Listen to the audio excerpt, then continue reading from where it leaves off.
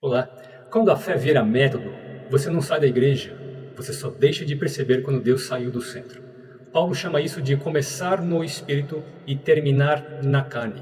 Não como pecado escandaloso, mas como tentar fazer a fé funcionar por critérios que Deus nunca prometeu sustentar.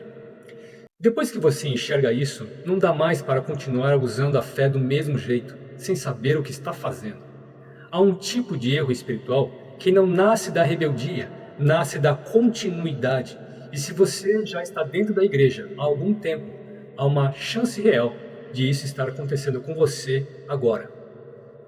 Ele se instala com o tempo, passa anos dentro da igreja sem chamar atenção. A igreja continua funcionando, a doutrina continua certa, a linguagem continua bíblica. Mesmo assim, Paulo entra em choque. Não porque os Gálatas abandonaram a Cristo, mas porque aprenderam a administrá-lo. Eles começam no Espírito e decidiram redefinir o caminho. Não negaram o Evangelho, transformaram o Evangelho num percurso previsível de aperfeiçoamento. E o que Paulo denuncia ali não é excesso da lei, é a fé que foi reprogramada. Uma fé que ainda fala de graça, mas depende de critérios.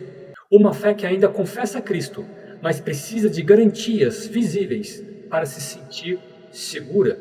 Esse tipo de fé não te afasta da igreja, ela só te impede de depender de Deus. Isso não soa como um erro grosseiro, soa como zelo, soa como maturidade, soa como gente séria tentando levar Deus mais a sério. E é exatamente aí que o perigo começa. Porque quando isso acontece, ela não rompe com Deus, ela reduz Deus, não o rejeita, o redefine. Cristo permanece no centro do discurso, mas passa a operar dentro de um sistema que o fiel consegue prever, medir e administrar. Nesse ponto, algo muda silenciosamente. A pergunta deixa de ser quem é Deus e passa a ser o que Deus costuma fazer. Gálatas não é uma carta para afastados da igreja, é uma carta para membros presentes. E quando a fé começa a precisar de algo além da graça, algo já saiu do lugar.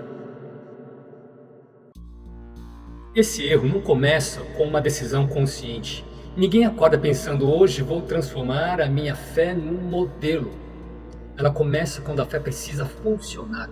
Funcionar para manter estabilidade, funcionar para evitar crises, funcionar para reduzir o risco de ouvir algo de Deus que complique a minha vida. Aos poucos a relação muda.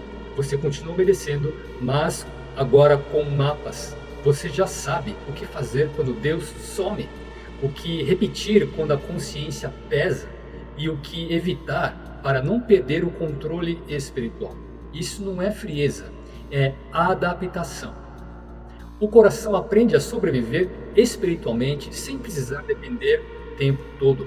É por isso que isso parece maturidade, porque há menos oscilações, menos conflitos, menos surpresa, mas também menos escuta. Uma fé que não escuta mais Deus confunde silêncio com concordância. Nesse ponto, a fé já não mais reage a Deus, ela reage a padrões. Você não pergunta, Senhor, o que estás fazendo? Você pergunta, isso se encaixa no que eu conheço de Deus? Quando encaixa, há paz. Quando não encaixa, há resistência. Não porque Deus errou, mas porque Deus quebrou o método. E aqui está o auto-engano central. Você chama isso de discernimento. Mas discernimento real nasce da dependência e não da previsibilidade. Quando a fé vira método, o Espírito não é mais quem conduz. Ele é apenas consultado.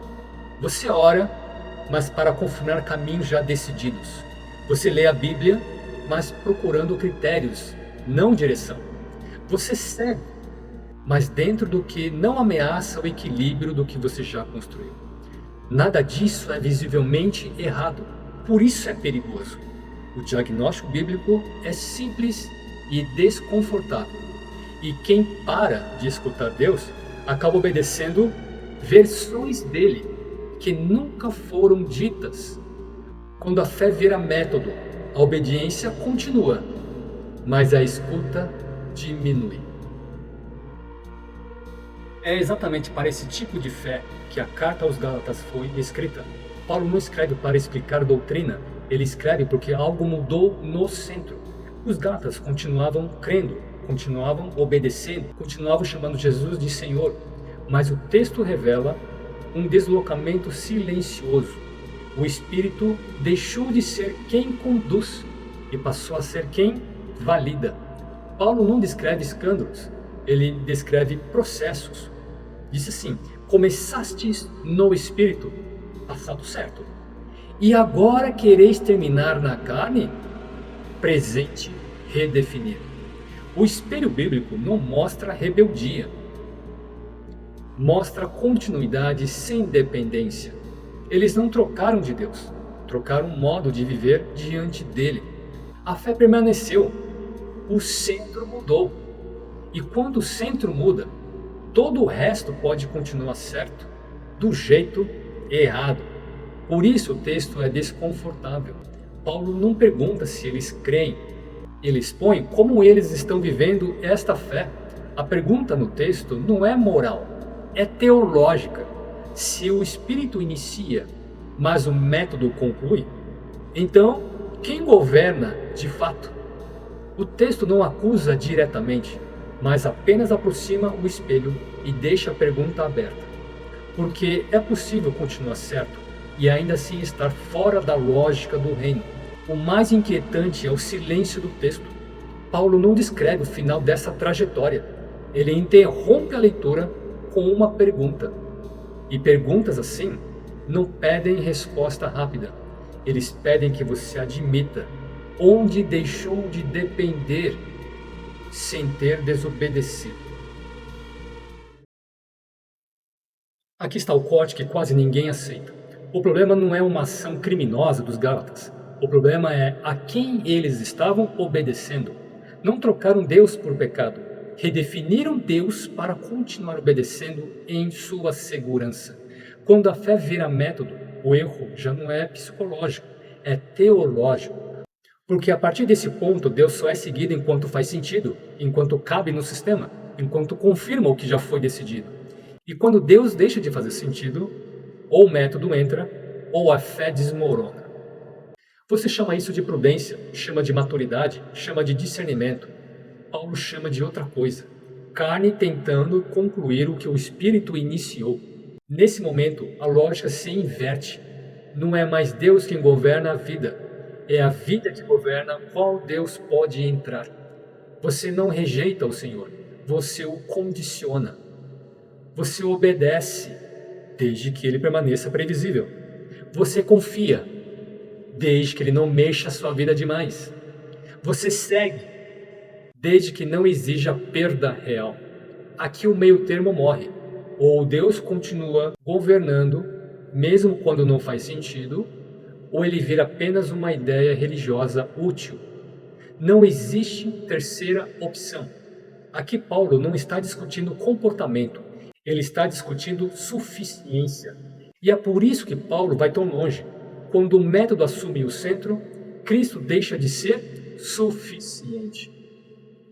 Não porque ele falhou, mas porque ele foi rebaixado. E toda fé que precisa funcionar para continuar obedecendo já não é mais fé.